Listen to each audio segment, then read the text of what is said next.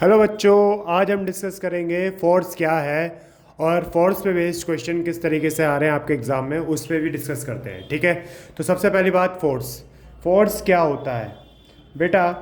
वैसे तो आप पुल एंड पुश के फॉर्म में पढ़ा होगा आपने फोर्स के बारे में, पर अभी हम जो है न्यूमेरिकल बेस्ड बात कर रहे हैं। तो फोर्स जो है वो होता है mass into acceleration. M for mass यानी द्रव्यमान, ठीक है, और ए मतलब होता है एक्सेलरेशन यानी कि त्वरण। क्या होता है बेटा? त्वरण होता है। क्या होता है? त्वरण होता है, पहली बात।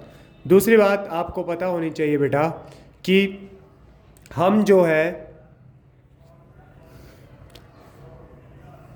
हम इसकी डेफिनेशन लिखेंगे इसके भी यहाँ पर फॉर्मूले बेस्ड। तो बेटा it is the product product होता है ऑफ मास एंड एक्सेलरेशन का। किसका बेटे?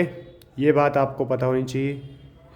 यह मास द्रव्यमान और त्वरण का गुणनफल होता है, ये भी कह सकते हो। इसका एसआई यूनिट यानी एसआई मात्रक जिसको हम कहते हैं वो होता है बेटा न्यूटन।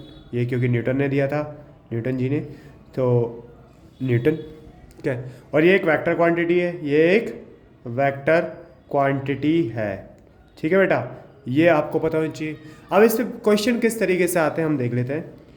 मैंने कहा कि मान लो हमारे पास एक ऑब्जेक्ट है जिसका मास 200 ग्राम है और ये कुछ एक्सेलरेशन से मूव कर रहा है, मान लो 4 मीटर पर सेकंड एक्सेलरेशन से मूव कर रहा है। तो और पूछा है फोर्स बताओ क्या होगा। तो बहुत सिंपल है, देखिए F equals to M A आप लगा सकते हो, पर मास जो है वो ग्राम में है, आपको पता है इसकी ऐसा यूनिट होती है किलोग्राम। तो आप क्या करोगे, इसको चेंज कर लोगे 1000 से डिवाइड करके। क्या करोगे? 1000 से डिवाइड करके आप इसको चेंज कर लोगे। कोई परेशानी? तो बस वैल्यूज़ रखो, 200/1000 मल्टीप्लाई 4, 2 0 से 2 0 गई, 1/5। आप देखोगे 4/5 आप इसको करोगे तो काटोगे तो 0.8 आएगा, मीटर पर सेकंड स्क्वायर आएगा। कोई परेशानी? बात समझ आई? एक क्वेश्चन हम आपके एग्ज़ाम से भी देख लेते हैं किस तरीके से आया हुआ है, एग्ज़ाम में कैसा आया हुआ है।